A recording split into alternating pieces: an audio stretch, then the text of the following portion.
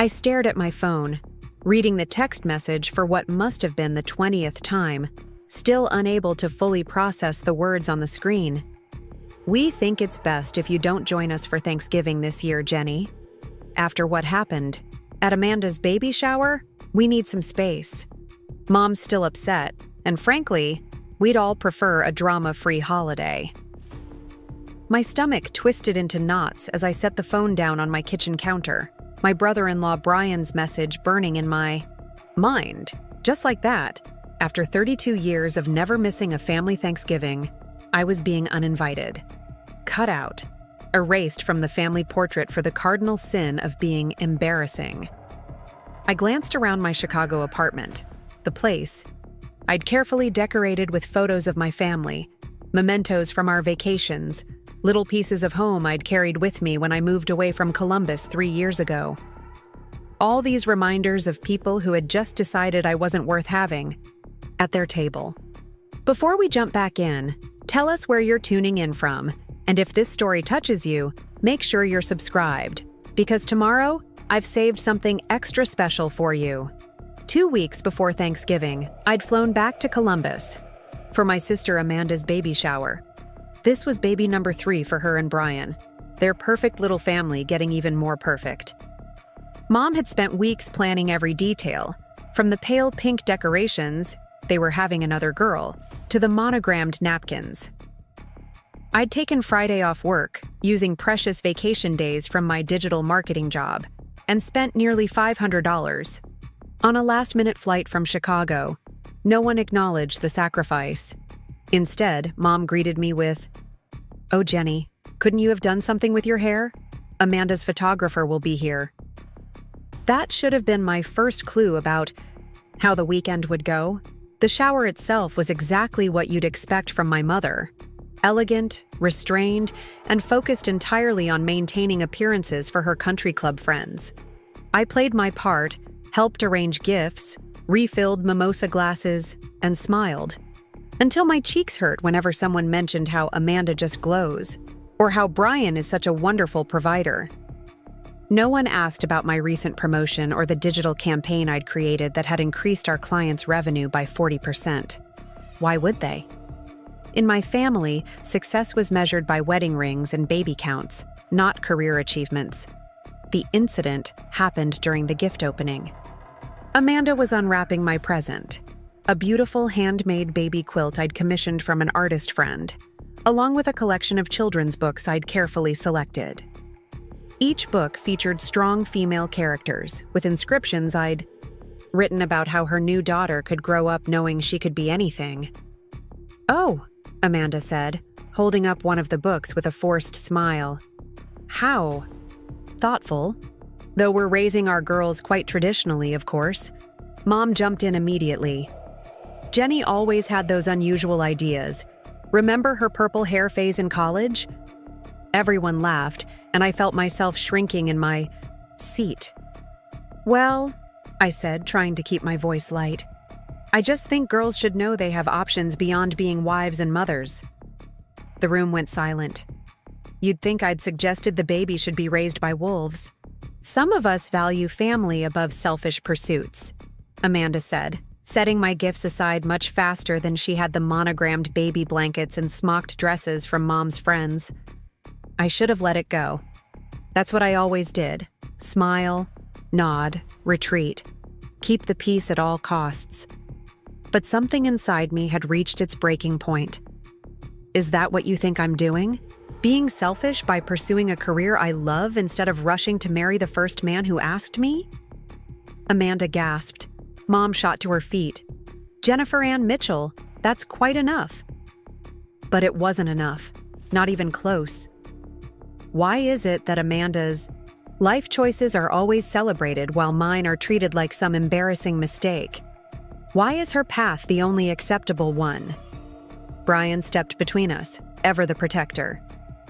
"I think you should take a walk, Jenny. Cool off." "Of course," I said, grabbing my purse. Heaven forbid someone express an honest emotion at a Mitchell family gathering. Might disrupt the perfect family narrative. I left the shower early, spent the night in a hotel rather than staying at my parents' house as planned, and flew back to Chicago the next morning instead of staying the weekend. No one called to check on me. No one apologized. Silence. The Mitchell family's preferred method of conflict resolution. Until Brian's text, 2 weeks later, banning me from Thanksgiving. I'd crossed the unforgivable line of speaking my truth, and now I was paying the price. The truth was, this wasn't about the baby shower at all. This was about years, a lifetime really, of being the family misfit. The unmarried daughter. The one who moved away. The one who chose a different path. The embarrassing one. The morning after receiving Brian's text, I woke up feeling something unexpected. Relief. For the first time in my adult life, I wouldn't have to spend Thanksgiving pretending. Pretending that the subtle digs about my single status didn't hurt. Pretending to be interested when Amanda monopolized every conversation with stories about her children's accomplishments. Pretending that my parents' dismissal of my career didn't make me feel like a perpetual disappointment. I made myself coffee and called my neighbor and closest Chicago friend Mark, who answered on the second ring. "Hey, got big Thanksgiving plans?" I asked, aiming for casual and missing by a mile. "The usual disaster at my cousin's place," he said. "Why? Everything okay? You sound off." The concern in his voice was my undoing. I told him everything. The baby shower, the text, the years of feeling like I was somehow fundamentally wrong for being myself. "Jenny," Mark said when I finished, "has it occurred to you that maybe you're not the problem here?" I nearly spilled my coffee. "What do you mean?" "I mean, they're not embarrassed by you. They're threatened by you." "Threatened? By what?" "My stunning ability to remain unmarried at 32? My collection of houseplants?" "By your independence," he said. "By the fact that you built a life that doesn't revolve around their approval. Some families can't handle that." I sat with his words, turning them over in my mind. Was it possible?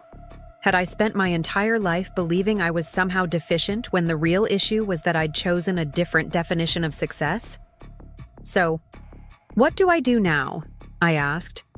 "Well," Mark said, "you could spend Thanksgiving with me and my chaotic family, or you could spend it exactly how you want to. No compromise, no performing, no pretending. What would that look like?" I didn't have an immediate answer. I'd never considered a holiday that wasn't centered around my family's expectations. After we hung up, I wandered around my apartment, looking at those family photos with new eyes. In every single one, I was smiling the smile I'd perfected over years. Pleasant, agreeable, careful not to show too much emotion or take up too much space. I took down a photo from last Christmas, me standing slightly apart from Amanda, Brian and their kids, Mom and Dad beaming at their grandchildren. I studied my own face, seeing now what I couldn't see then. Loneliness. Even surrounded by family, I was alone because I wasn't truly seen. That's when I made a decision. I wouldn't spend Thanksgiving trying to fit into someone else's idea of what my life should be. Not anymore. I picked up my phone and did something I'd never done before. I opened Instagram and started recording.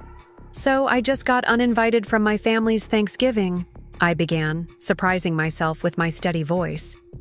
"Apparently, I'm too embarrassing to have at the table because I suggested my niece might want to be something other than a wife and mother. Someday." I kept talking, the words pouring out, about growing up feeling like the odd one out, about the pressure to conform to a specific idea of womanhood, about the subtle and not so subtle ways families can make you feel like you're wrong for being yourself. "So, this year," I concluded, "I'm starting a new tradition. I'm celebrating authentic Thanksgiving, a day to be grateful for the courage to live truthfully. If you're spending the holiday alone because your family doesn't accept you exactly as you are, you're welcome at my virtual table." I added the hashtag #AuthenticThanksgiving, took a deep breath, and hit post. Then I turned off my phone, suddenly terrified of what I'd just done. When I turned my phone back on 3 hours later, I nearly dropped it in shock. My post had thousands of views, hundreds of comments. People were sharing it, adding their own stories of family rejection and holiday heartbreak. Midwest Misfit. Uninvited from Christmas last year because I came out. This hit hard. Authentic Thanksgiving. Not your traditional daughter. My crime was divorcing the perfect husband who was emotionally abusive. Family sided with him. Spending my first holiday alone this year. 35 and child-free. Every holiday. When are you having kids? Every single time. Maybe chain authentic Thanksgiving is what I need. They kept coming, a flood of people who understood exactly how it felt to be the family disappointment, the embarrassment, the one who didn't fit the script. By evening, several lifestyle blogs had picked up the story. By the next morning, a local Chicago news site had reached out for an interview. "It's nothing special," I told the reporter, still stunned by the attention. "I just said what many people feel." "That's exactly why it's resonating," she replied. "You gave voice to something universal. Preparing and narrating this story took us a lot of time, so if you are enjoying it, subscribe to our channel. It means a lot to us." Now back to the story. Family rejection dressed up as concern. The article went up that afternoon. Chicago woman's authentic Thanksgiving goes viral after family ban. It included some of my Instagram video and highlighted the thousands of responses from people planning their own authentic Thanksgivings. My phone rang an hour after the article posted. Mom. I stared at her name on the screen, my heart pounding. Part of me wanted to ignore it, but another part, the part that still craved her approval despite everything, made me answer. "Jennifer," she said, her voice tight. "What is this article your cousin Sarah sent me? Are you trying to humiliate us?" "No, hello. No, how are you? Just accusation. Some things never changed." "I didn't mention any names, Mom. I just shared my experience." Your experience?" She made it sound like I'd claimed to visit Mars. "You've turned a private family matter into a spectacle. What will people think?" There it was, her real concern. Not my feelings, not our relationship, but appearances. "I don't know, Mom. Maybe they'll think you raised a daughter with enough self-respect to stand up for herself. Or maybe they'll be too busy with their own lives to care about ours." "This isn't like you, Jennifer. You've always been sensitive, but never attention-seeking." I almost laughed. "You're right. It isn't like me. Or at least, not like the me I've been around you. Always careful, always accommodating, always putting my feelings last. But it is like the real me. The one I am when I don't have to worry about being judged." "Well," she huffed, "Amanda is extremely upset. She's had to make her social media private, and your father is furious." "I'm sorry they're upset," I said, surprising myself with how much I meant it. "But I'm not sorry for finally being honest." Honest? She practically spat the word. "You call publicly shaming your family honest?" "Mom, did you actually read the article or watch my video?" "I saw enough," she said. "Then you missed the point entirely. This isn't about shaming anyone.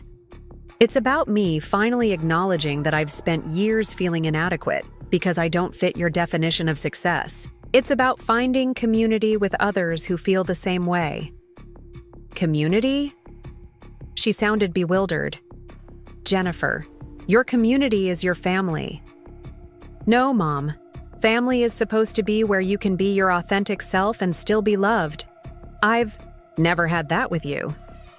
The silence that followed was deafening. "I see," she finally said, her voice cold. "Well, if that's how you feel, perhaps it's best you're not joining us for Thanksgiving after all." The call ended, and I sat there, phone in hand, feeling strangely peaceful. For the first time, I'd spoken my truth to my mother without backpedaling, without apologizing for my existence. It hurt. Of course it hurt. But beneath the pain was something unexpected, a sense of freedom. I hadn't expected what happened next. The morning after my conversation with Mom, I woke to an email from my colleague, Vanessa. She was forwarding a message from our company's director of communications. Subject line, "Is this you?" A link to the Chicago Tribune article about my viral video sat in the body of the email, followed by a terse request. "Please see me first thing this morning. Elaine." My stomach dropped. I worked at Hartwell Marketing, a mid-sized agency with a reputation for being traditional and buttoned up. Our clientele consisted mainly of financial institutions and insurance companies, businesses that valued stability and conservatism above all else. Being the center of a viral social media moment was not exactly on brand for a Hartwell employee. I replied to Vanessa with a simple, "Thanks for the heads up," and got ready for work with a mounting sense of dread. The freedom I'd felt last night was rapidly giving way to anxiety.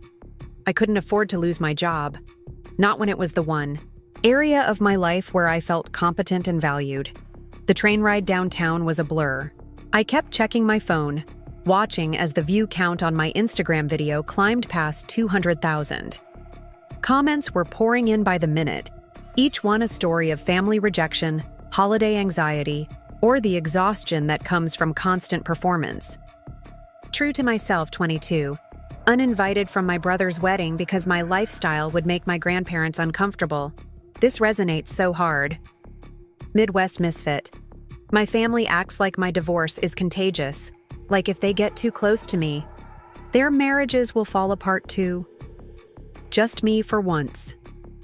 I spent 15 years pretending to be straight at family gatherings. This year, I'm spending Thanksgiving with my boyfriend instead. Scared but determined. These people, these strangers, understood me in a way my own family never had. The irony wasn't lost on me. I'd found more genuine connection through a spontaneous video than I had in 32 years of Mitchell family dinners. But would that connection cost me my career? Elaine's office door was closed when I arrived at work. Her assistant, Marcus, eyed me with barely concealed curiosity. "She's on a call, but she wants to see you as soon as she's done," he said, his tone carefully neutral. "There's coffee if you want to wait." I poured myself a cup with shaking hands, wondering how many of my colleagues had seen the article. Had they watched the video? Were they discussing it in the break room right now? After what felt like an eternity, Elaine's door opened and she beckoned me inside. "Jenny," she said, gesturing to the chair across from her desk. "I assume you know why I wanted to speak with you." I nodded, clutching my coffee cup like a lifeline. "The article? My video?" "Yes." She studied me, her expression unreadable. "It's been seen by quite a few people." "I know. I'm sorry if it's caused any problems for the company. It wasn't my intention to..." She held up a hand. "Before you continue, I need to ask, did you use company resources to create or promote this content?" "What?" "No, absolutely not. It was just me in my apartment on my personal accounts." "And you didn't identify yourself as a Hartwell employee?" "No, of course not. I never mention work in my personal posts." Elaine nodded, making a note. "And the content itself. Would you characterize it as harmful, hateful, or discriminatory in any way?" I blinked, caught off guard by the question. "No. It's about family dynamics and authenticity. About feeling rejected for not following traditional paths. If anything, it's anti-discriminatory." She made another note, then finally looked up. At me, her professional mask softening slightly. "Jenny, I'm going to be straight with you. 3 clients have already contacted us this morning about the article. They recognized your name." My heart sank. Oh God. 2 of them just wanted to confirm it was the same Jenny Mitchell who manages their accounts. The third, She hesitated. Wants me removed from their business? I guessed, already mentally updating my resume. To my surprise, Elaine shook her head. Actually, the CEO of Westbrook Financial specifically requested that you be assigned to their new diversity campaign. She said, and I quote, "Anyone who can speak that authentically about the pressure to conform is exactly who we need for this project." I nearly dropped my coffee. What? It seems your video resonated with her personally. She mentioned having a similar experience with her own family. Elaine leaned back in her chair. That said, we do need to discuss how to handle this. From a PR perspective, your personal story has unexpectedly become linked to our brand, at least for the moment. Am I in trouble? I asked bluntly. No, she said after a moment. You've done nothing wrong. You expressed your personal experiences on your personal platforms without referencing your professional life. If anything, she smiled slightly. You've accidentally given us an opportunity. An opportunity? Many of our clients are trying to connect with younger demographics, people who value authenticity over tradition, who make decisions based on values rather than just price points. Your story seems to be resonating with exactly that audience. This conversation was not going at all how I'd expected. So, what happens now? Now, Elaine said, we prepare for the possibility of increased attention, both for you personally and for the firm by association. The communications team will develop some talking points in case you're approached for additional interviews, and I'd like you to meet with Meredith about possibly leading the Westbrook campaign. I left Elaine's office in a daze, unable to process the complete reversal from what I'd feared. Instead of being reprimanded or fired, I was being given a career opportunity. Because of my authenticity, not despite it. Vanessa was waiting at my desk, practically bouncing with curiosity. Well? She demanded. What happened? Are you in trouble? Are you famous now? Tell me everything. I laughed shakily. I'm not in trouble. I'm not famous, and apparently I'm leading the Westbrook diversity campaign now. Holy shit! She pulled me into an impromptu hug. Jenny, that's huge. Westbrook is one of our biggest clients. I know. I can't believe it. I can, she said, settling onto the edge of my desk. You deserve it. And honestly, your video was incredible. I almost called my mom after watching it to tell her I'm not coming home for Christmas this year. I raised an eyebrow. Almost? Still working up the courage, she admitted.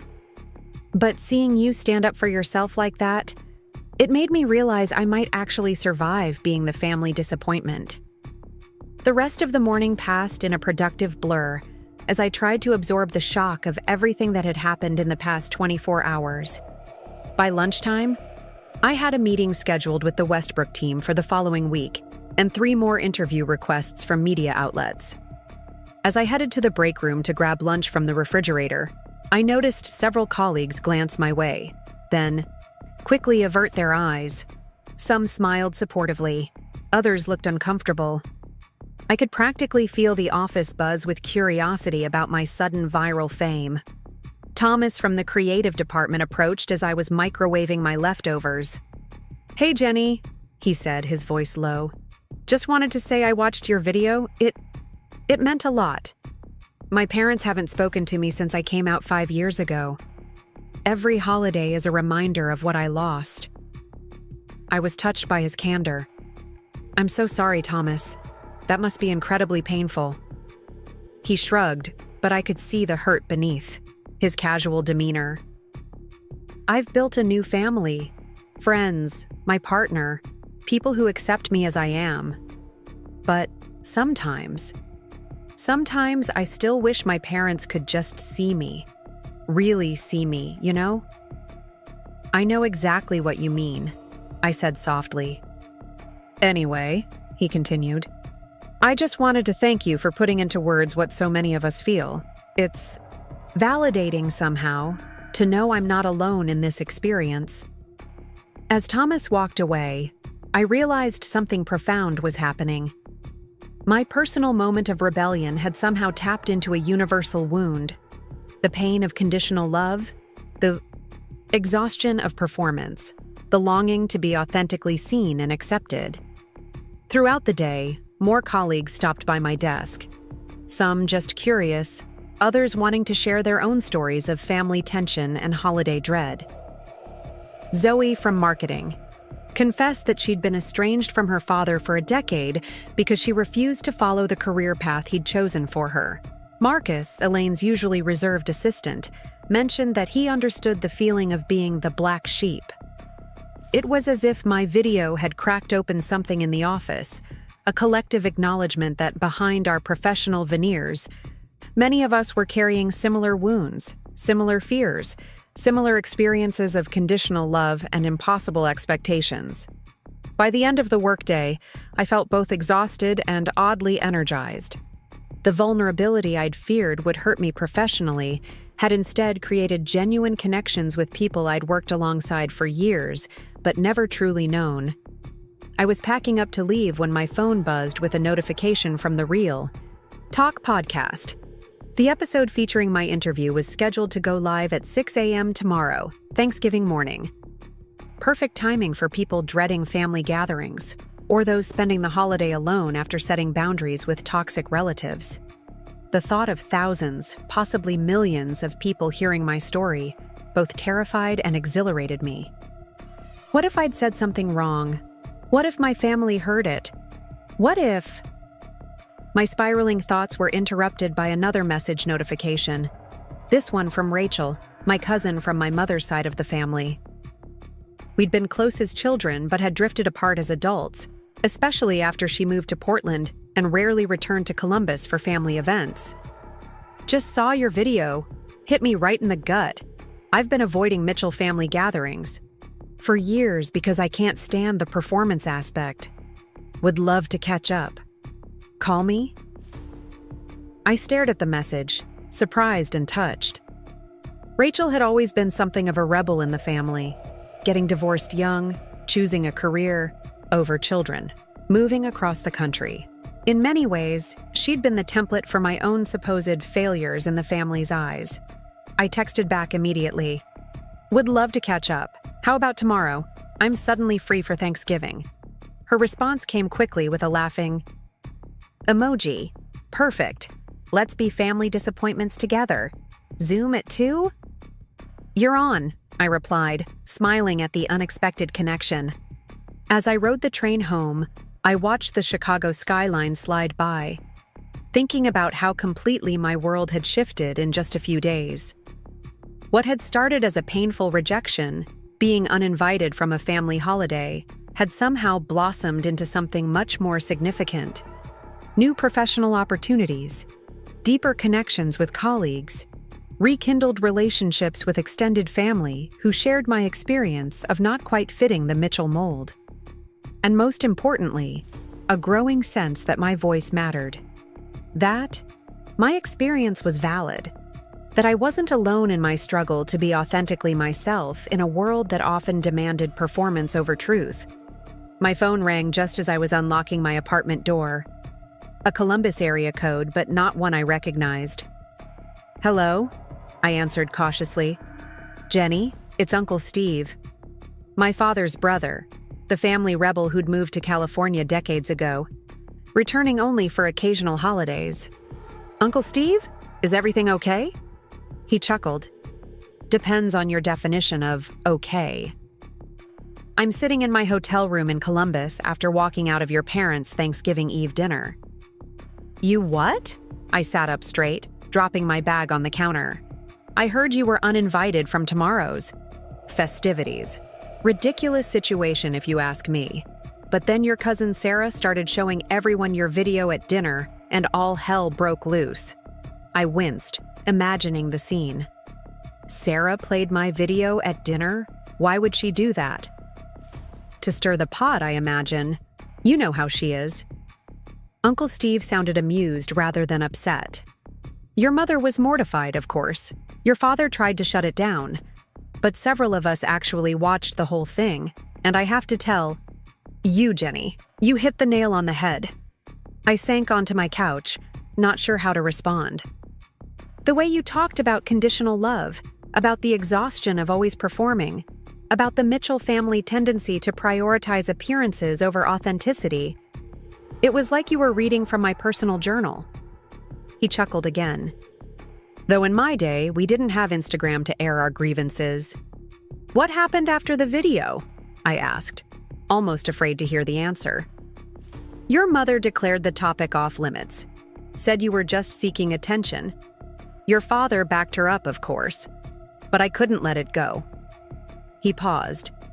I told them you were right, that our family has always valued conformity over authenticity, that we've never been good at loving people as they are, only as we wish they would be. I'm guessing that didn't go over well, I said, my voice soft. You could say that. Your dad told me to sit down and keep my opinions to myself. I said I'd had enough of that for one lifetime and left.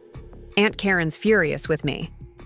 I'm sorry, I said automatically. Don't be. Best decision I've made in years. Actually felt like I had a spine for once. He paused. Your interview. It made me think about how much of my life I've spent trying to earn approval from people who were never going to give it. I'm 68 years old, Jenny. That's too damn old to still be playing these games. Tears pricked my eyes. Thank you for standing up for me. Thank you for reminding me how to stand up for myself, he replied. Now, I've got a proposition for you. I'm flying back to San Francisco tomorrow afternoon. Why don't you join me for the weekend? We can have a belated, authentic Thanksgiving, and you can see where the other black sheep of the family ended up. I found myself laughing through tears. I'd like that, Uncle Steve. I'd like that a lot. Great. I'll send you the details. Pack for mild weather. San Francisco's a far cry from Chicago in November. After we hung up, I sat in my quiet apartment, processing this latest development. Uncle Steve, someone I'd always liked but had never been particularly close to, had walked out of a family dinner to defend me, had recognized his own experience in my words, had extended an invitation that felt more genuine than any family gathering I'd attended in years. I smiled. As I started to pack a weekend bag, my mind racing with the possibilities ahead.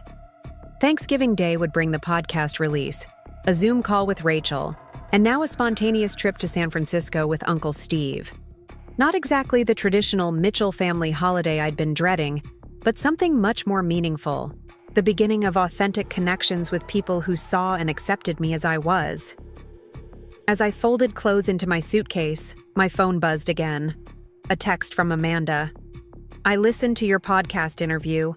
We need to talk. Not now, but soon.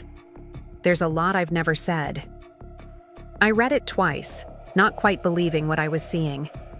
In all our years of carefully choreographed interactions, Amanda had never once suggested she was anything but perfectly content with her life and choices, had never acknowledged any cracks in the golden daughter persona she'd perfected.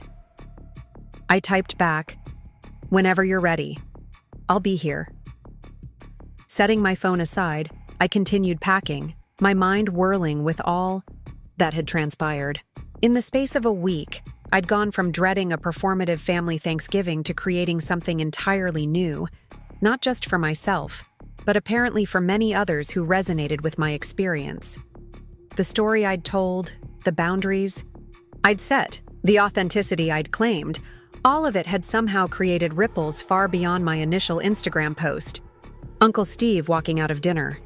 Amanda hinting at untold stories beneath her perfect daughter facade. Rachel reaching out after years of minimal contact. Colleagues sharing their own family struggles. Strangers finding validation in my words. And beyond the personal connections, there were professional developments I never could have anticipated. The Westbrook campaign, the podcast interview, the media attention that positioned me not as someone to be pitied for being excluded from a family holiday, but as a voice for a growing movement centered on authentic connection. By the time I finished packing, It was nearly midnight.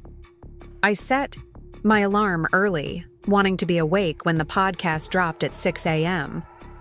Then I crawled into bed, physically exhausted but mentally buzzing with the strange, unexpected turns my life had taken. Before drifting off, I checked my phone one last time. The view count on my original video had passed 500,000.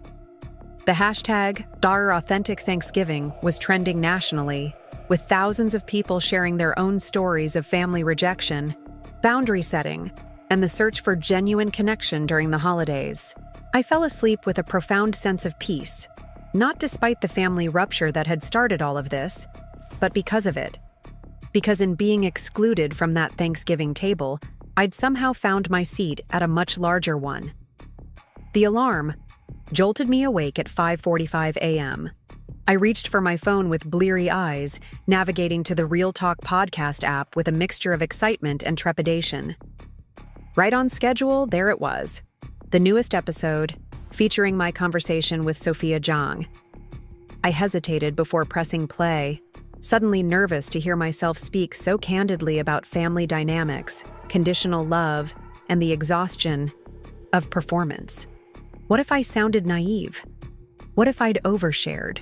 What if my family was right and this was all just attention-seeking behavior? Taking a deep breath, I hit play anyway. Sophia's warm, professional voice filled my apartment. Welcome to the Real Talk podcast. I'm Sophia Zhang, and today we're exploring a topic that touches many of us, especially during the holiday season: the cost of belonging. My guest is Jennifer Mitchell, whose recent video about being uninvited from her family's Thanksgiving for being embarrassing has sparked a national conversation about authenticity, family expectations, and the price we pay for conditional acceptance. Hearing my own voice was strange, both familiar and foreign. I sounded more confident than I felt, more articulate than I remembered being. Sophia had edited the conversation beautifully, highlighting the most powerful moments while maintaining the natural flow of our discussion. The hardest part, my recorded voice was saying, isn't even the rejection itself. It's the realization that you've spent your entire life trying to earn love that should have been given freely. It's the exhaustion of constantly monitoring yourself, your words, your appearance, your life choices, against some invisible standard that keeps shifting just out of reach. I winced, hearing the raw emotion in my voice, but Sophia's response was validating. That's so powerfully put, Jenny. I think many of our listeners will recognize that feeling, the hypervigilance that comes from conditional love, the constant self-monitoring, the fear that if you relax for even a moment, you'll reveal something unacceptable about yourself. The conversation continued, touching on family dynamics, holiday pressures, the particular challenges women face in maintaining family harmony, and the liberation that can come from setting boundaries and choosing authenticity over approval. By the time the episode ended, I was crying, not from sadness or regret, but from a profound sense of recognition. Hearing my own experience reflected back to me, taken seriously, treated as valid and important. It was healing in a way I hadn't anticipated. My phone began buzzing almost immediately. Messages from colleagues, old friends, distant acquaintances, and strangers who had connected with the podcast. Just listened on my morning commute. Had to pull over because I was crying too hard to drive. Thank you for giving voice to what I've felt for years. Played it for my therapist. She asked if she could share it with other clients dealing with family rejection. Your story is my story. Different details, same pain. Different boundaries, same liberation. I responded to as many as I could, overwhelmed by the outpouring of connection and solidarity. This wasn't just about me anymore. It had become something much larger. A conversation about the very nature of family, belonging, and the human need for acceptance. Around 8 a.m., as I was making coffee and trying to process the podcast's reception, my phone rang. A Columbus. Number again, but this one familiar. My mother. My hand hovered over the screen. Part of me wanted to ignore it, to protect the fragile peace I'd found. But another part, the part that still hoped for understanding, for reconciliation on new terms, made me answer. "Hello? Jennifer." Her voice was tight, controlled. "We need to talk about this podcast." No greeting, no, "How are you?" Just straight to the point. Her point, as always. "You listened to it?" I asked, genuinely surprised. "Your Aunt Patricia sent it to me. I don't appreciate you airing our private family matters to the entire world." I took a deep breath, determined not to fall back into old patterns of defensiveness or apology. "Mom, I didn't use anyone's names. I didn't share specific incidents or private conversations. I talked about my own experience of feeling conditionally loved and excluded for not following the path you approved of."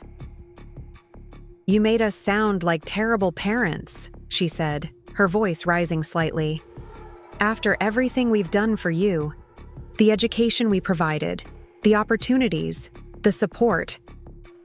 "The support?" I cut in, unable to let that pass. "Mom, when have you ever supported me in a choice that didn't align with what you wanted for me? When have you ever celebrated my success on my own terms? That's not fair, Jennifer. We've always wanted what's best for you." "What you thought was best," I corrected gently. "Not what actually made me happy or fulfilled." She was quiet for a moment, and I could picture her expression, the tight lips, the slightly narrowed eyes, the look that had made me shrink and apologize since childhood. "This podcast," she finally said, "has caused significant distress in the family. Uncle Steve walked out of dinner last night. Your father is furious. Amanda is asking questions about things that aren't her concern. Even your cousin Rachel has suddenly canceled her Thanksgiving plans with her mother." I felt a twinge of guilt, quickly followed by something else. A realization that the distress wasn't my responsibility. I hadn't created the family dynamics. I had simply named them. "I'm sorry people are upset," I said, meaning it. "But I'm not sorry for finally being honest about how I've felt all these years." "Well," she huffed, "your honesty has consequences. Your father doesn't even want to. Hear your name right now. Brian is talking about not allowing you to see the girls. Is that what you wanted?" The threat regarding my nieces hit hard, as she knew it would. But something had shifted in me, a new steel in my spine that refused to be manipulated through fear or guilt. "That would be terribly sad for the girls," I said evenly. "And it would prove exactly the point I was making about conditional love in our family. But it's Brian and Amanda's decision, and I'll respect it, even if I disagree." "You've changed," my mother said, sounding almost bewildered. "The Jennifer I know would never speak to me this way." "You're right," I agreed. "I have changed. I'm no longer willing to pretend or perform just to keep others comfortable.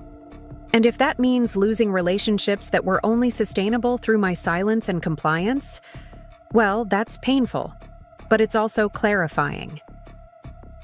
The silence that followed was heavy with unspoken words, decades of accumulated tension, the weight of expectations I'd finally stopped trying to meet.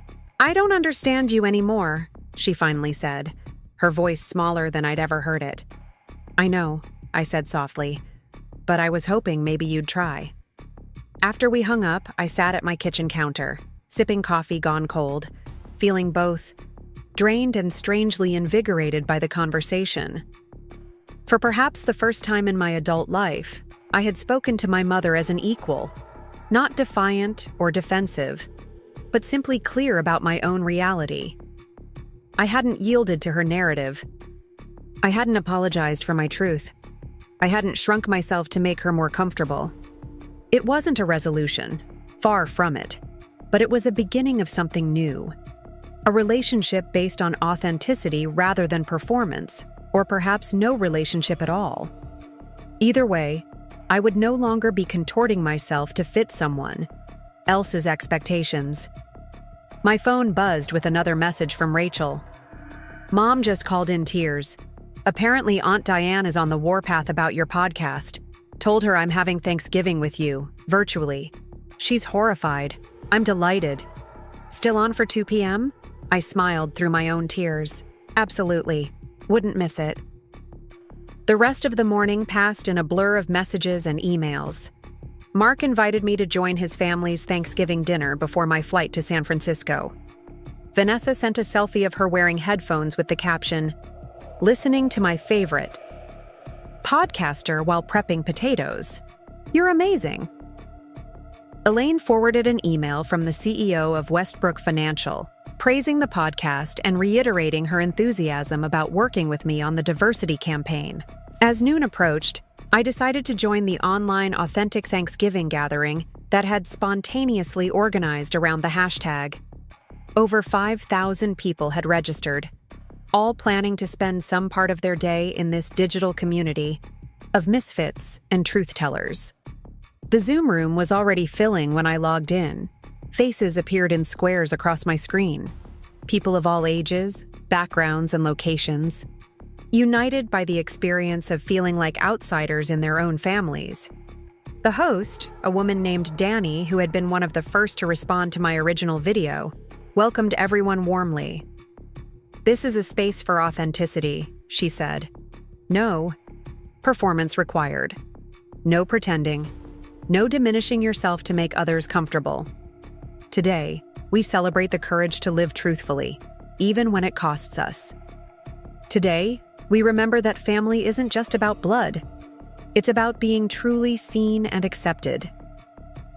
People began sharing their stories, some tearful, others defiant, many finding humor in the absurdity of family expectations they'd faced. A trans man described his first holiday season living as his authentic self, away from relatives who refused to use his correct name and pronouns. A woman in her 50s shared how she'd spent decades attending family gatherings with her roommate, never acknowledging that they were partners. A young man described being disowned for choosing art school over the family business. Each story resonated with common themes: the pain of conditional love, the exhaustion of performance, the grief of rejection, but also the liberation of authenticity, the joy of chosen family, the peace that comes from living in alignment with your truth. At one point, Danny asked if I would share a few thoughts, given that my video had sparked the gathering. I hesitated, then unmuted myself. "I'm overwhelmed by all of this," I admitted. "A week ago, I was just a woman who got uninvited from Thanksgiving for not fitting my family's mold. I never expected my experience to resonate with so many people. But sitting here, listening to your stories, I realize how universal this struggle is: the tension between belonging and authenticity, between being loved and being truly seen." I paused, gathering my thoughts. The hardest part for me was accepting that I couldn't make my family see me, not really see me, until they were ready to question their own narratives about what makes a life valuable or successful or worthy of celebration. And they might never be ready for that. But what I've found in this community, what I'm witnessing in this gathering, is that we can see each other.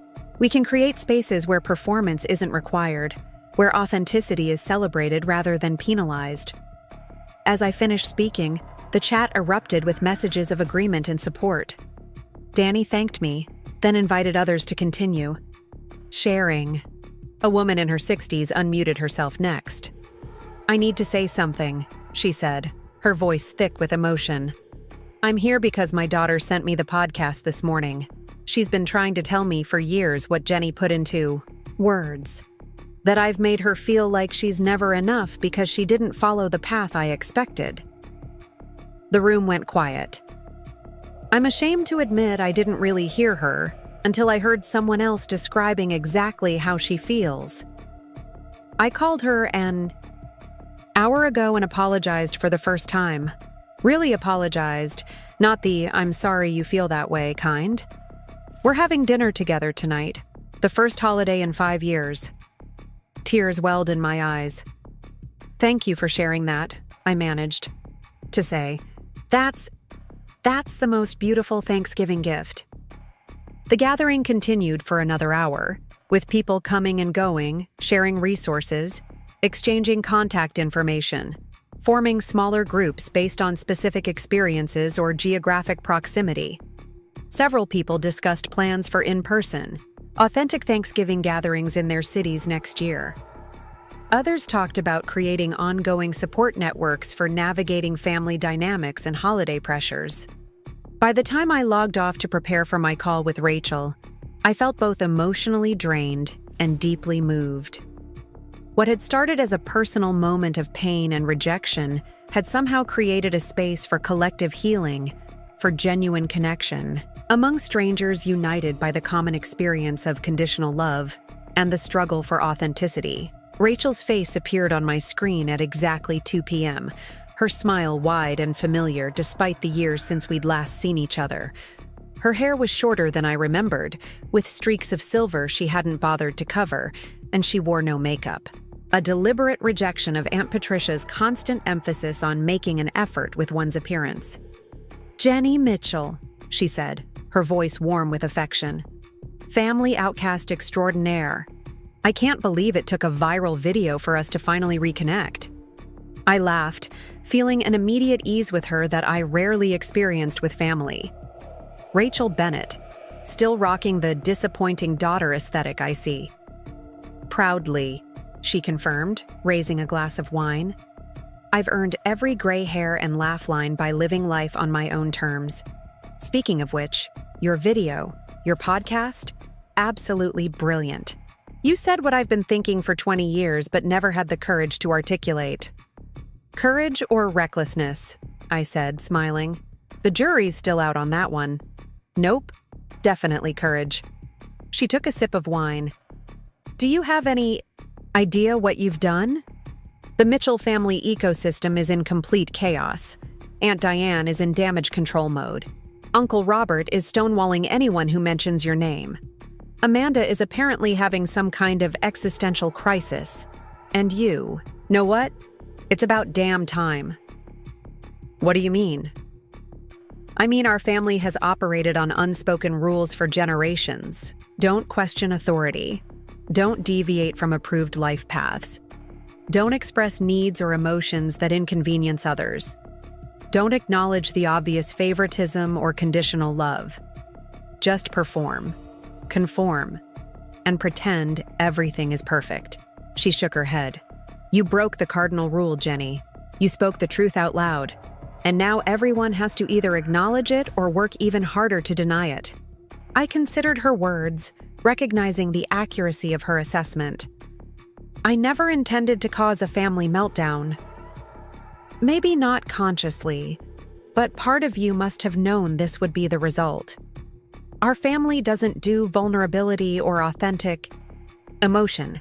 We do performance and pretense. You pulled back the curtain on the whole charade." She grinned.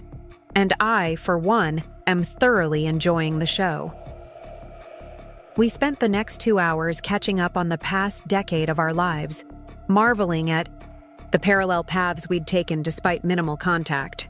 Rachel had built a successful career in environmental law, had loved and lost and loved again, had created a chosen family of friends and colleagues who valued her independence and outspoken nature, all while maintaining the bare minimum of contact with her mother and the extended Mitchell clan. "I visit once a year," she explained. "Stay in a hotel, limit interactions to public settings where everyone is on their best behavior, and leave before anyone can start interrogating me about my life choices. It's the only way I can manage the relationship without losing myself." "That sounds healthy, actually," I said, impressed by her boundaries. "It took years of therapy to get here," she admitted. "Years of untangling my self-worth from their approval. Years of learning that their inability to accept me as I am was about their limitations, not my value." As our conversation wound down, Rachel asked about my impromptu trip to San Francisco with Uncle Steve. "I haven't seen him in years," she said. "Not since Grandma's funeral, but I always liked him. He seemed different from the rest of them. Less concerned with appearances, more interested in substance. That's my impression too, I agreed. Though I have to admit, I'm a little nervous about spending a weekend with someone I barely know, family or not. Trust your instincts, Rachel advised. They've served you well so far. And Jenny, I'm really proud of you. What you've done, speaking your truth, setting boundaries, refusing to shrink yourself to make others comfortable, it's not easy, but it's necessary for your own well-being, but also for everyone who needed to hear that they're not alone in this struggle. After we said goodbye, promising to stay in regular contact going forward, I sat in my quiet apartment, reflecting on our conversation. Rachel's perspective, as someone who had navigated similar family dynamics but with more distance and experience, helped me see my own situation more clearly. The rupture with my parents and Amanda wasn't just about a Thanksgiving invitation or an Instagram video. It was about a lifetime of unspoken expectations, of conditional love, of performance valued over authenticity, and perhaps most importantly, it was about my newfound refusal to participate in that dynamic any longer. My phone buzzed with a text from Mark. "Dinner at my place at 5? Before your airport pickup? Mom's making her famous stuffing and wants to meet this podcast sensation I keep talking about." I smiled, texting back, "I'd love to. Can I bring anything?" "Just yourself. No performance required." Those last 3 words brought unexpected tears to my eyes. No performance required. Such a simple concept, yet so foreign to my experience of family gatherings. The idea of simply showing up as myself, without monitoring my words or appearance or life choices against some invisible standard of acceptability, felt like a luxury I'd never been afforded. As I got ready to leave for Mark's family dinner, I checked my phone one last time. The podcast had been downloaded over 200,000 times in less than 12 hours. The hashtag #OurAuthenticThanksgiving was now trending globally, with stories pouring in from around the world, tales of family rejection, boundary setting, chosen family, and the search for genuine connection during the holidays. My inbox contained dozens of interview requests from major media outlets, speaking inquiries from universities and corporate events, and even a literary agent asking if I'd considered writing a book about authenticity and family dynamics. It was overwhelming, exhilarating, terrifying. I closed my email app, deciding that all of that could wait until after the weekend. Today was about celebrating Thanksgiving in a new way. First with Mark's family, then with Uncle Steve and San Francisco. It was about practicing what I'd been preaching, living authentically, embracing connections that valued me as I was, and letting go of the need for approval from those who could only love a performance rather than a person. Mark's family. Home was warm and chaotic in the best possible way. His parents, 2 younger sisters, an elderly grandmother, and an assortment of cousins filled the modest house with laughter, conversation, and the tantalizing smells of traditional Thanksgiving dishes. I was welcomed with easy affection, introduced simply as Mark's friend Jenny, with no mention of viral videos or podcasts. Mrs. Sanders, Mark's mother, pulled me into the kitchen almost immediately, putting me to work stirring gravy while she added finishing touches to a dozen different dishes. "Mark tells me you're not spending the holiday with your family this year," she said, her tone matter-of-fact rather than pitying. "No," I confirmed, watching her capable hands move between pots and platters. "It's complicated." She nodded, not pushing for details. "Families often are. But you know what's not complicated? Gravy. Keep stirring, dear. If it gets lumpy, the whole meal is ruined." I laughed at her dramatic pronouncement, grateful for the simple task and the lack of interrogation about my family situation. Dinner itself was boisterous and informal. Food was passed, stories were shared, debates erupted and subsided with good-natured ribbing rather than genuine tension. No one sat rigidly upright or monitored their volume. No one made passive-aggressive comments about anyone's appearance or life choices. No one performed for approval or maintained a facade of perfection. It was so different from the Mitchell family Thanksgivings I'd grown up with. Those carefully orchestrated displays of traditional family harmony, where appearances mattered more than genuine connection, where every interaction was laden with unspoken expectations and judgments. After the meal, as we all sat in various states of food-induced lethargy, Mark's grandmother, a tiny woman with bright eyes and no filter, fixed her gaze on me. "So," she said bluntly, "you're the one who made that video about being excluded from Thanksgiving for not fitting the family mold." I nearly choked on my coffee, shooting Mark an accusatory glance. He shrugged, mouthing, "Sorry," with a sheepish expression. Yes," I admitted, bracing for criticism. "That was me." To my surprise, Grandma Sanders clapped her hands in delight. "Wonderful. About time someone spoke the truth about these holiday charades. My sister hasn't spoken to me in 20 years because I told her husband his toupee looked like a dead squirrel. Sometimes honesty costs you, but the alternative costs you more." The room erupted in laughter, breaking any tension that had built with her direct address of my viral moment. Mark's mother shook her head in fond exasperation. "Mother, please. Jenny might not want to discuss her personal life with strangers." "We're not strangers anymore," Grandma Sanders declared. "We've broken bread together. And I, for one, am glad she's here instead of sitting at a table where she's not appreciated just as she is." The simple validation from this straight-talking, elderly woman, someone with no agenda, no history with me, no stake in my family drama, brought a lump to my throat. "Thank you," I said softly. "I'm glad to be here too." As the afternoon wound down, Mark and I needed to leave for the airport. His family sent me off with hugs, containers of leftovers, and open invitations to return. The experience had given me a glimpse of what family gatherings could be: warm, accepting, free from the constant undercurrent of judgment and performance that characterized Mitchell holiday events. On the drive to O'Hare, Mark kept glancing at me with a mixture of concern and curiosity. "You okay?" he finally asked. "I know today's been a lot. The podcast, the online gathering, my family ambushing you about the video." "I'm okay," I assured him, surprised to find I meant it. "Better than okay, actually. For the first time in my adult life, I'm spending a holiday being myself instead of playing a role. It's freeing." "Good." He smiled, eyes back on the Though I'm still sorry about Grandma. She has no filter and apparently watches TikTok all day. Nothing escapes her." I laughed. I liked her. She reminded me that sometimes the most honest relationships are the ones where nothing is off limits. "Well, she definitely liked you too. She whispered to me while you were helping Mom clean up that you have good energy." High praise from Grandma Sanders. We fell into comfortable silence as the Chicago skyline receded behind us, the highway stretching ahead toward the airport.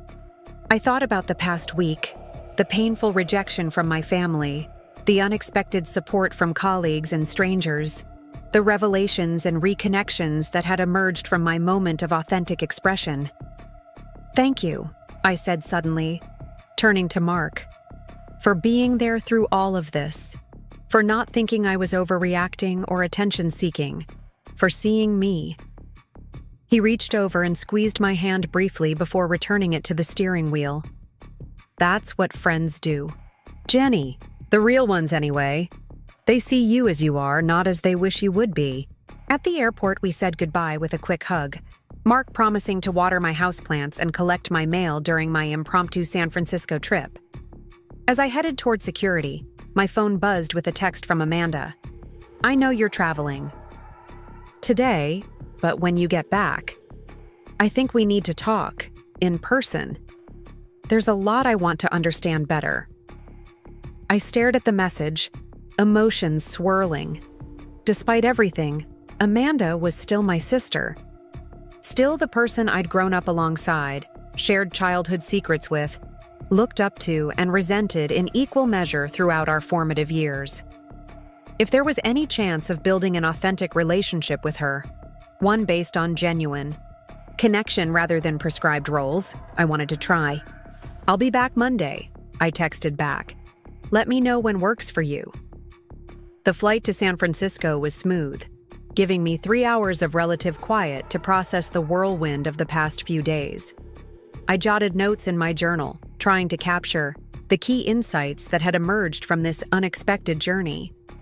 The cost of conditional love, the exhaustion of constant performance, the liberation of authenticity, the possibility of connection based on truth rather than expectation, the freedom that comes from releasing the need for approval. By the time we landed at SFO, I felt more centered than I had in weeks, clear about my values, my boundaries, and my willingness to prioritize authentic connection over superficial harmony. Uncle Steve was waiting at baggage claim, looking more relaxed than I'd ever seen him at family gatherings. Gone was the stiff button-down shirt and forced smile he typically wore around my father. Instead, he sported a colorful sweater, comfortable, jeans, and a genuine warmth that transformed his entire demeanor. "Jenny," he called, waving enthusiastically as I approached. "Welcome to San Francisco. How was your flight?" "Great," I said, returning his smile. "Thanks for meeting me and for the spontaneous invitation." "My pleasure. It's nice to have company for the holiday, especially family who doesn't expect me to be someone I'm not." He winked, taking my carry-on bag. "Car's this way. Thought we'd grab a late dinner at this fantastic Thai place near my house, if that works for you." "Sounds perfect." The drive from the airport to Uncle Steve's home in the Marina District took us along the water, the city lights reflecting on the bay in a dazzling display. He pointed out landmarks, the Golden Gate Bridge in the distance, Alcatraz Island, the distinctive Transamerica Pyramid punctuating the skyline. "I forget how beautiful it is here," I said, drinking in the scenery. "I haven't visited since that family trip when I was in high school." "Ah, yes, when Robert insisted on planning every minute of every day, and Diane complained about the fog ruining her hair." He chuckled. "Not the most relaxed vacation." "No," I agreed, smiling at the memory. "Though I did love watching you." And Dad argue about the best route to Fisherman's Wharf. I think that was the only time I ever saw someone stand up to him. "Brothers," Uncle Steve said, shaking his head. "We've been butting heads since childhood, probably always will." There was something comforting about Uncle Steve's candid assessment of his relationship with my father. No pretense of perfect family harmony, no glossing over of tensions or disagreements, just honest acknowledgement of complex dynamics. After a delicious dinner at a tiny Thai restaurant where Uncle Steve clearly knew the owners, we arrived at his home, a beautiful Victorian with views of the bay from the upper floors. He showed me to a guest room filled with books, artwork, and photographs from his travels around the world. "Make yourself at home," he said. "Bathrooms across the hall. Kitchen's always open. My house rule is simple. Be yourself, respect others, and if you break something expensive, try to look appropriately remorseful." I laughed. "I think I can manage that." "Good. Now, it's been a long day for both of us. Tomorrow I'll show you my San Francisco, the parts tourists don't usually see. But for tonight, rest, settle in, and know you're welcome here exactly as you are." After he left, I unpacked my small bag, then sat on the window seat overlooking the nighttime cityscape. My phone showed several missed calls from my mother, which I decided could wait until tomorrow, and a text from Rachel. "How's SF with Uncle Steve? Still plotting our joint Christmas rebellion if you're interested. Thinking Hawaii instead of Columbus this year. Consider it." I smiled, texting back. "Just arrived. Uncle Steve is exactly the breath of fresh air I needed. We'll definitely consider Hawaii. Keep me posted." Setting my phone aside, I pulled my journal from my bag, wanting to capture the day's experiences while they were still fresh. First, authentic Thanksgiving, I wrote. No performance required, no judgment, no walking on eggshells. Just genuine connection with people who value me as I am, not as they wish I would be. The relief is overwhelming. Like setting down a weight I've carried for so long I'd forgotten it wasn't part of me. I continued writing, reflecting on Mark's family dinner, the online gathering, the conversations with Rachel and Amanda, the unexpected sanctuary of Uncle Steve's home. As I filled page after page, a realization crystallized. The pain of being excluded from the Mitchell family Thanksgiving had created space for something much more meaningful. Genuine connection, based on authenticity rather than obligation or performance. While the rejection had hurt, it had also freed me from patterns that had been suffocating my true self for decades. I fell asleep that night with a profound sense of gratitude, not for being uninvited from my family's Thanksgiving, exactly, but for the opportunity that exclusion had created, the chance to redefine what family meant to me, the permission to prioritize authenticity over approval, the courage to speak my truth, even when it disrupted the carefully maintained illusion of perfect family harmony. The next morning, I woke to the smell of coffee and the sound of quiet jazz from downstairs. Following the aroma to the kitchen, I found Uncle Steve at the stove, making what appeared to be a frittata. "Morning," he called cheerfully. "Coffee's fresh. Breakfast in 5. Then I thought we'd take a walk along the waterfront, maybe check out the ferry building market. How does that sound?" "Wonderful," I said, pouring myself a cup of coffee. "Need any help?"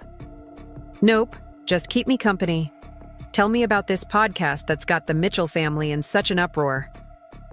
I gave him a brief overview of the interview with Sophia Zhang, how it had evolved from my original Instagram video, and the unexpected response it had generated. "Over 300,000 downloads as of last night," I concluded, still amazed by the number. I never imagined it would resonate with so many people. "I'm not surprised," Uncle Steve said, sliding the frittata onto plates. "What you're talking about, conditional love, performance versus authenticity, the exhaustion of trying to earn acceptance, it's universal, especially in families like ours, where appearance matters more than substance." "Has it always been that way?" I asked, curious about the family history I'd never fully understood. "With the Mitchells, I mean." He nodded, bringing our plates to the table. "As far back as I can remember, our parents, your grandparents, were experts at maintaining a facade of perfection. Dad was the respected doctor, Mom the ideal doctor's wife and mother. We lived in the best neighborhood, belonged to the right clubs, attended the right church. But behind closed doors..." He trailed off, his expression clouding briefly.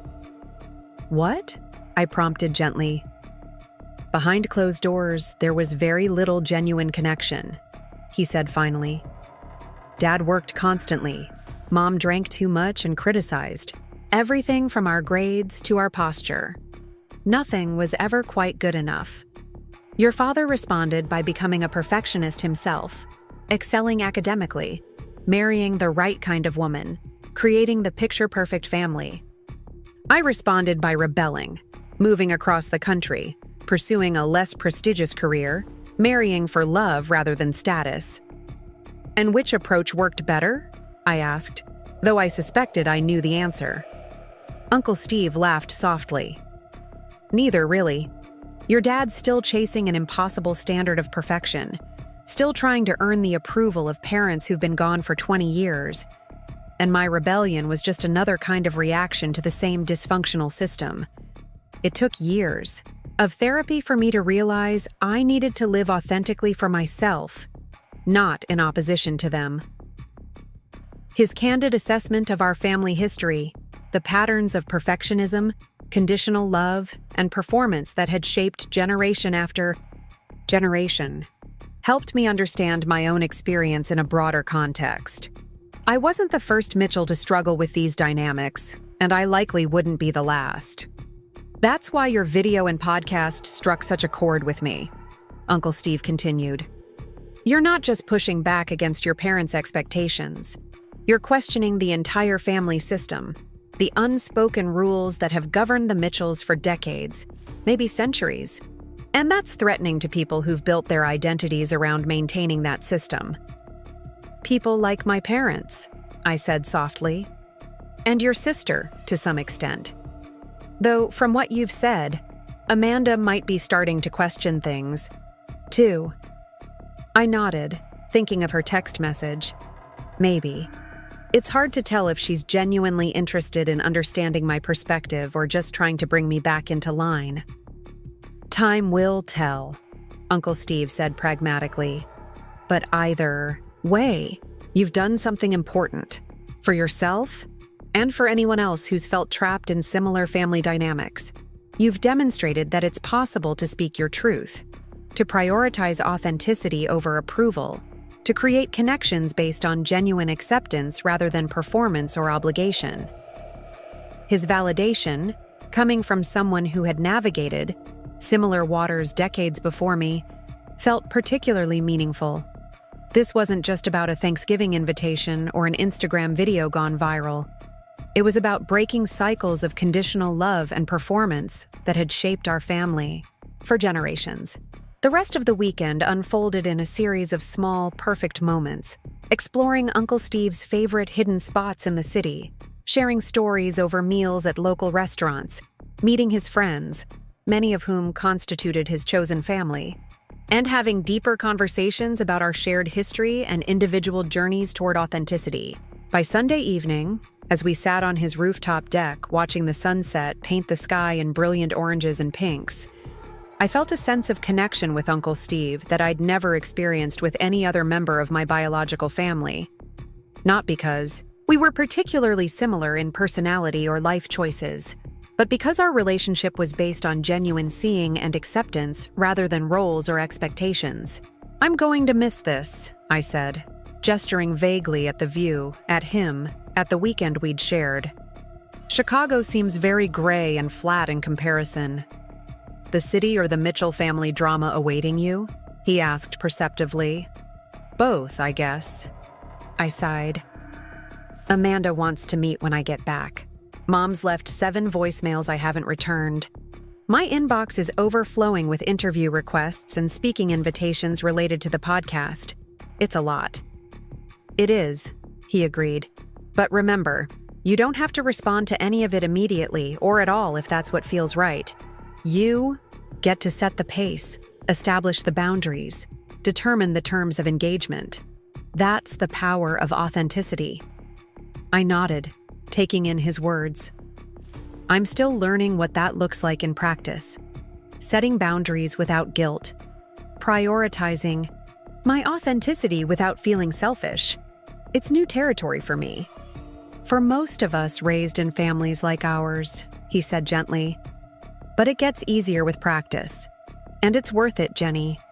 The freedom that comes with living true to yourself. It's worth whatever temporary discomfort or resistance you encounter along the way.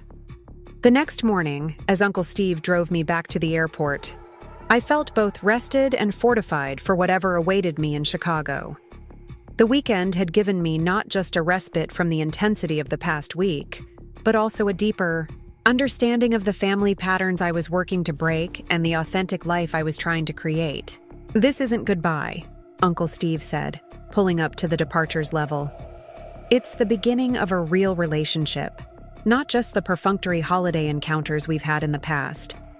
My home is always open to you, and I'd love to visit you. In Chicago sometime too.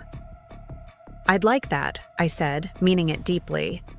Thank you for everything. The invitation, the conversations, the perspective.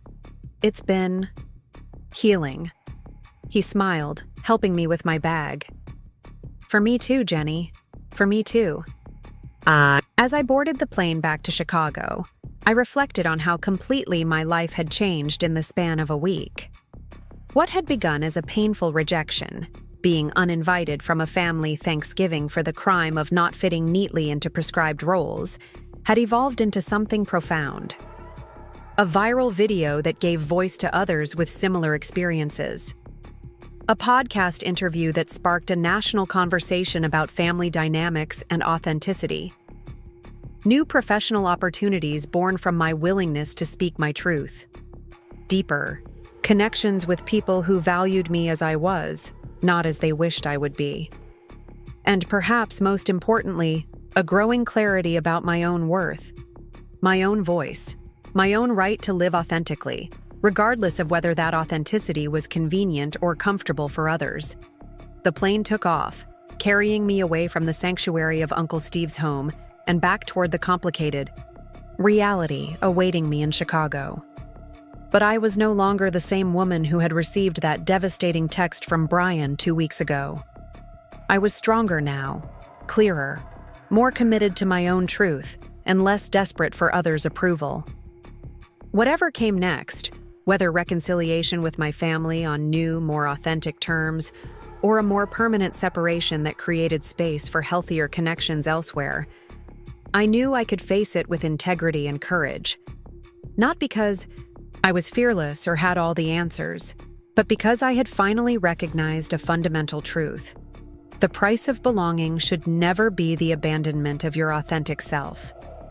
My phone buzzed as the plane reached cruising altitude, signaling we could use electronic devices.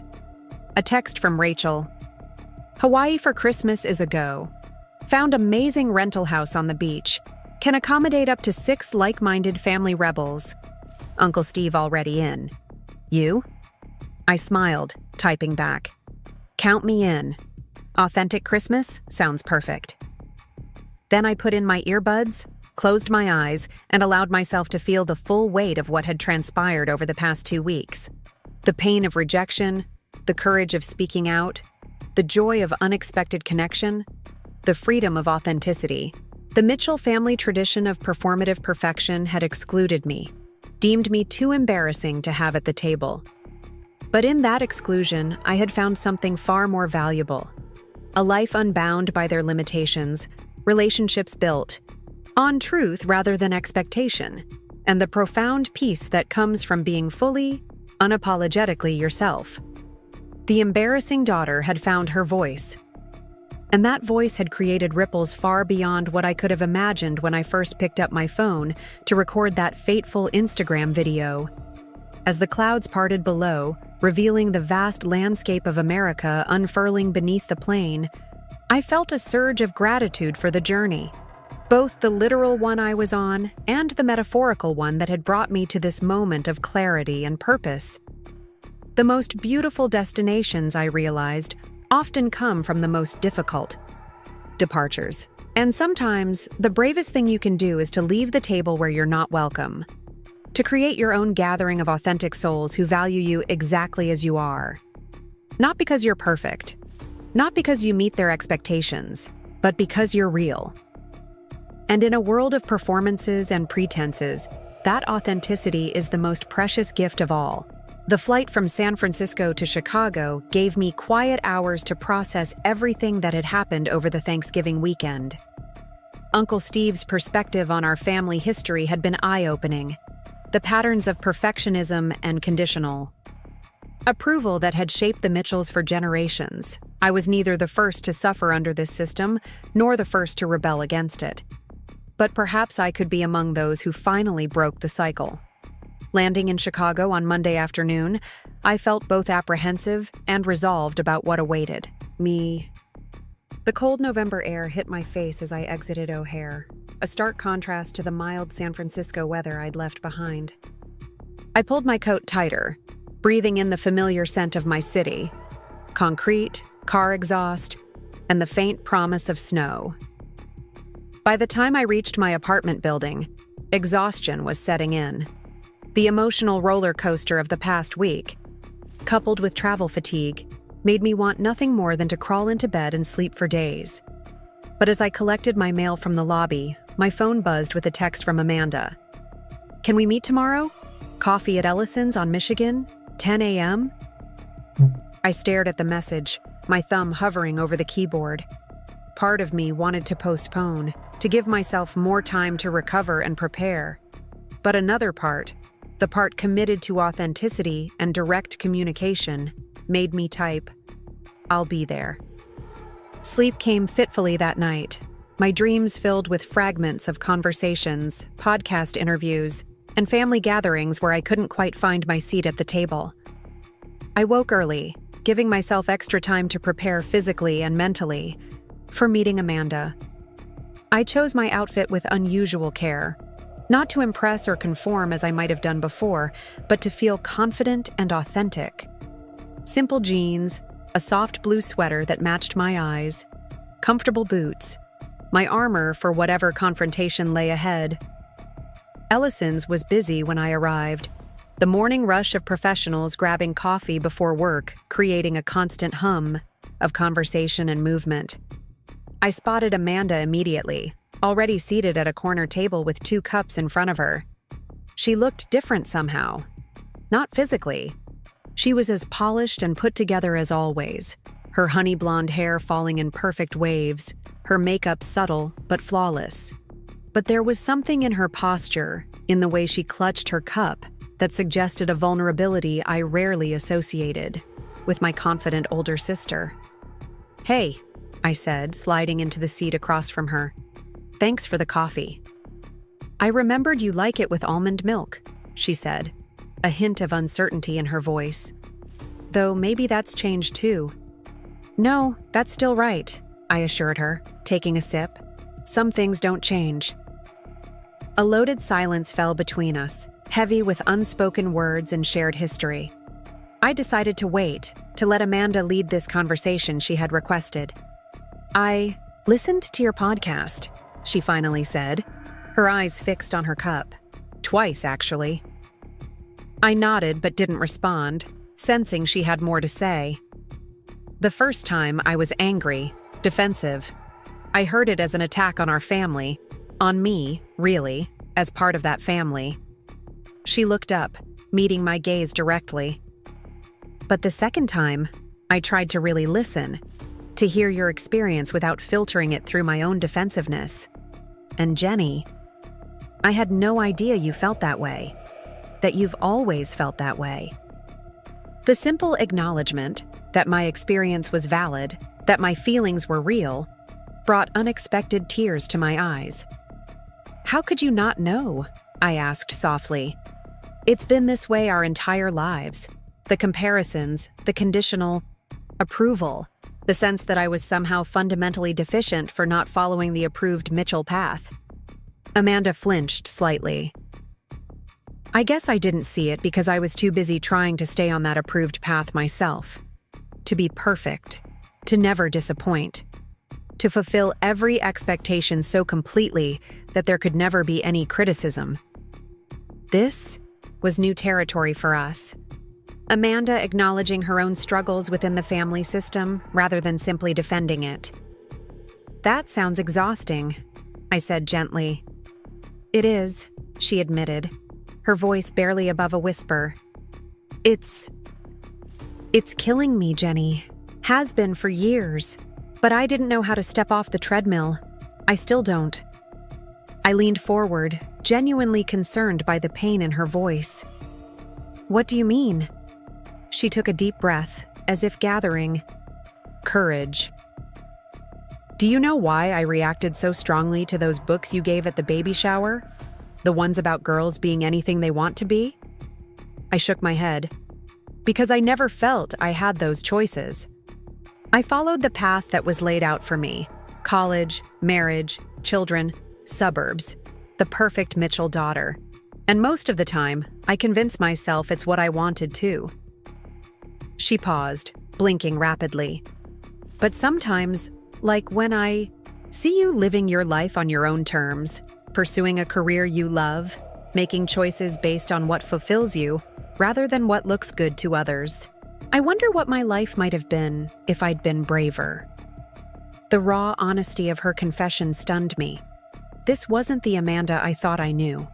The golden child, the favored daughter, the one who had everything I thought I wanted. This was a woman trapped in a role that no longer fit if it ever had. "It's not too late, you know," I said carefully, "to make changes, to live more authentically." She gave a short, humorless laugh. "Isn't it? I have 3 children, a husband who expects a certain kind of wife, parents who've built their identity around my success as a mother and homemaker. The stakes are a lot higher than they were for you. I know that, I acknowledged. But living inauthentically has stakes too. Costs that accumulate over time, to your health, your happiness, your relationship with yourself and others. Amanda was quiet for a long moment, turning her coffee cup in slow circles. When I heard you talk on that podcast about the exhaustion of constant performance, about how family should be where you can be your authentic self and still be loved, it felt like you were describing the ache I've carried for years, but never had words for.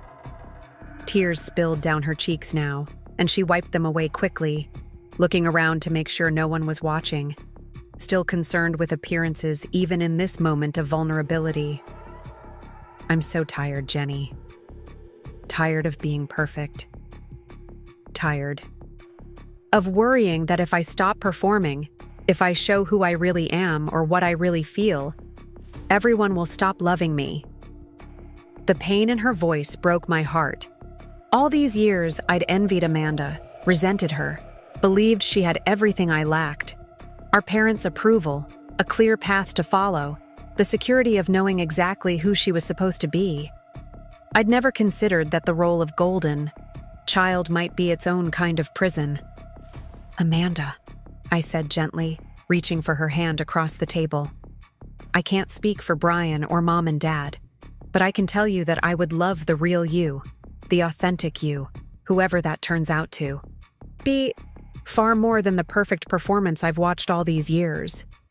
She squeezed my hand, more tears falling. I don't even know who that is anymore. The real me got buried so long ago under layers of who I'm supposed to be. Then maybe it's time to start excavating, I suggested.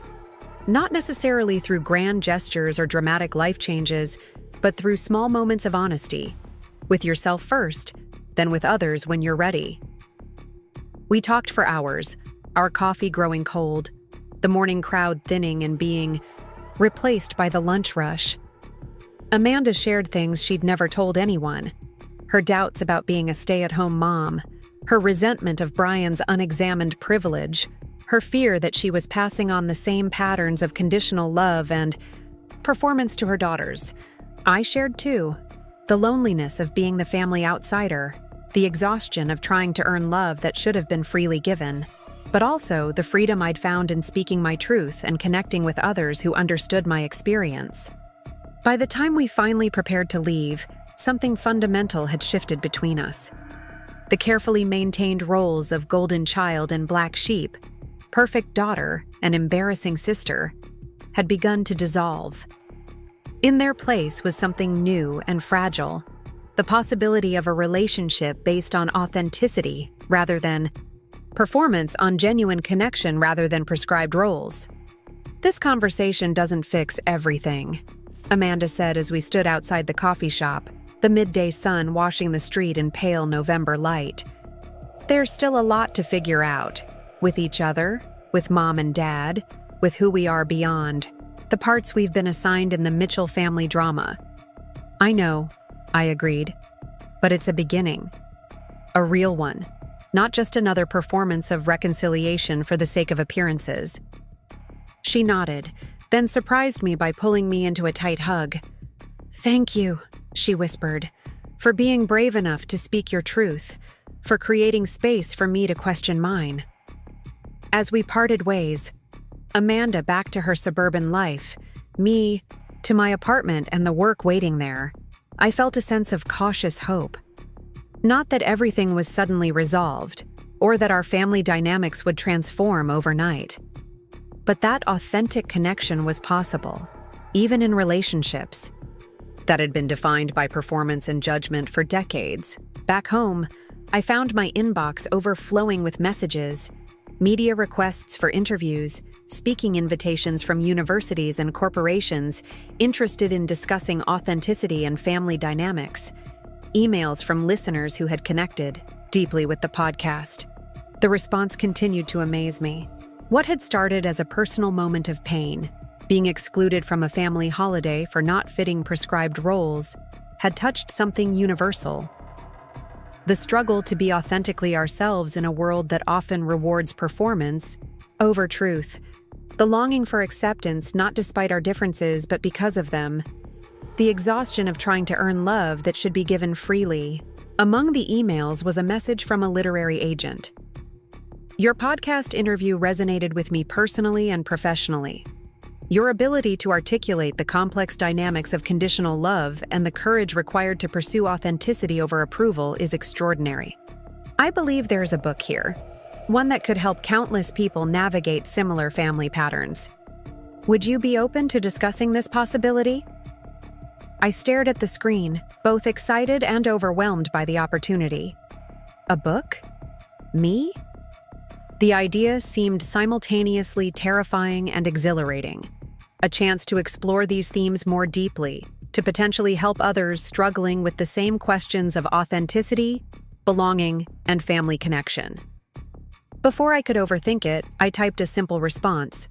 Yes, I'd be interested in that conversation. As I hit send, my phone rang. Uncle Steve checking to make sure I'd made it home safely. "How are you holding up?" he asked after I assured him my return trip had been uneventful. "Any fallout from the podcast to deal with?" "Actually, yes, but not the kind I expected." I told him about my meeting with Amanda. The surprising vulnerability she'd shown. The possibility of building a different kind of relationship with my sister. "That's significant," he said, and I could hear the smile in his voice. Breaking generational patterns isn't just about walking away from toxic dynamics. Sometimes it's about creating new possibilities within existing relationships, when that's possible and healthy. "I'm trying to be cautiously optimistic," I admitted. "This was one conversation. The real test will be whether we can maintain this authenticity over time, especially around Mom and Dad. One step at a time," he advised. "Remember, you're not responsible for anyone else's journey toward authenticity, not your sisters, not your parents. You can create space for honesty, model transparency, and boundary setting, but ultimately, each person has to choose their own path." After our call ended, I sat at my desk, looking out at the Chicago skyline as evening descended, turning the buildings into silhouettes against the darkening sky. So much had changed in the 2 weeks since Brian's text had arrived, uninviting me from Thanksgiving for the crime of being embarrassing. I had spoken my truth publicly. I had found unexpected allies and community. I had reconnected with family members who shared my experience. I had glimpsed a different side of my supposedly perfect sister. I had discovered professional opportunities, born from authenticity rather than performance. And perhaps most importantly, I had begun to free myself from the lifelong pursuit of approval from people who could only love a performance, not a person. The road ahead wasn't entirely clear. There would be more difficult conversations with my parents, if they were willing to have them. More negotiation of boundaries with Amanda and Brian. More discovery of what authentic relationship looked like, after decades of performance and pretense. But for the first time in my adult life, I felt equipped to navigate that uncertainty without abandoning myself in the process. Not because I had all the answers, but because I had finally asked the right questions. What does it mean to live authentically? What price am I willing to pay for belonging? Whose approval really matters to me? What kind of connections am I trying to create? My phone buzzed with a text from Rachel. "Hawaii plans progressing. House booked for Christmas week. Uncle Steve." Confirmed. "You still in?" I smiled, typing back, "Absolutely. First authentic Christmas coming up." Her response came immediately. "The family misfits unite. Who knew being the black sheep could be so liberating? Who knew indeed?" The title had been meant as a judgment, a dismissal. Black sheep, disappointment, embarrassment. But in claiming it, in finding community with others who shared the experience of not quite fitting prescribed roles or expectations, I had discovered a freedom I never imagined possible. The next morning, I woke to an email notification that changed everything. The subject line was simple. "I'm sorry. From my father. I sat up in bed, fully awake now, my heart racing as I opened the message. Jenny, this is not easy for me to write. I've started and deleted this email a dozen times. Your mother doesn't know I'm contacting you, and would likely disapprove if she did. But after listening to your podcast interview, yes, I listened, though I told your mother I hadn't, I feel compelled to say something. I'm sorry, not just for the Thanksgiving invitation being rescinded, though that was wrong. I'm sorry for all the ways I've contributed to your feeling that you needed to earn our love by being someone other than your authentic self. That was never my conscious intention, but intentions matter less than impact, and the impact is clear from your words. Your Uncle Steve said something to me before he left that Thanksgiving Eve dinner, something that's been haunting me. He said I was repeating with you exactly what our father did to him, creating impossible standards, withholding approval, valuing conformity over authenticity. I dismissed it at the time as his usual dramatic talk, but I haven't been able to stop thinking about it. I don't know how to fix this. I don't know if it can be fixed, but I wanted you to know that I heard you. Really heard you maybe for the first time. And I'm sorry. Dad. I read the email 3 times, tears streaming down my face. It wasn't a complete understanding or acceptance of everything I'd said. It wasn't a promise of transformation, or even a request to reconnect. But it was something I'd never received from my father before. An acknowledgement of my experience as valid. An apology without qualifications or expectations. A moment of vulnerability from a man who had spent his life avoiding exactly that. I didn't respond immediately. I needed time to process, to decide what kind of relationship might be possible going forward, to consider what boundaries I needed to maintain for my own well-being. But I saved the email, recognizing it for what it was, not a solution to our complex family dynamics, but a crack in the foundation, a small opening where light might eventually enter. Over the following weeks, life settled into a new rhythm. I met with the literary agent, who was enthusiastic about a book that would explore authenticity, family dynamics, and the courage to live true to yourself even when it costs relationships. I continued my work at Hartwell, where the Westbrook diversity campaign was taking shape around themes of genuine inclusion and belonging. Amanda and I began having regular coffee dates, sometimes comfortable, sometimes challenging, always more honest than our interactions had been before. She was starting therapy, beginning the slow process of uncovering who she really was beneath the perfect daughter persona she'd constructed. My mother remained distant, unable or unwilling to engage with the questions I'd raised about conditional love and performance in our family. My father sent occasional brief emails, nothing profound, just small openings, weather updates, questions, about a book he was reading, tentative steps towards some kind of authentic connection.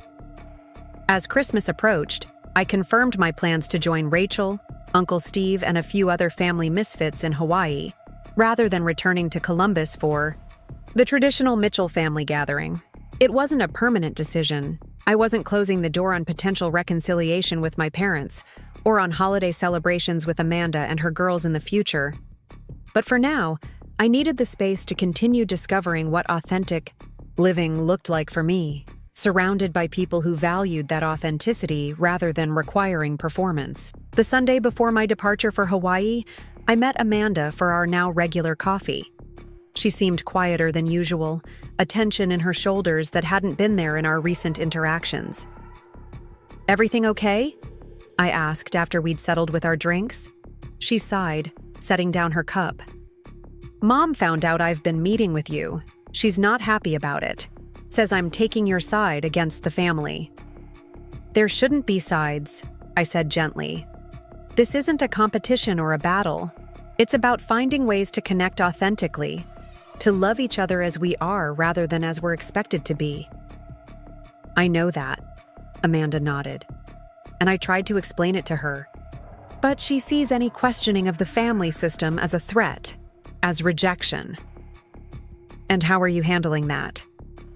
A small smile played at the corners of her mouth. Not her usual polished social smile, but something more genuine, if weary.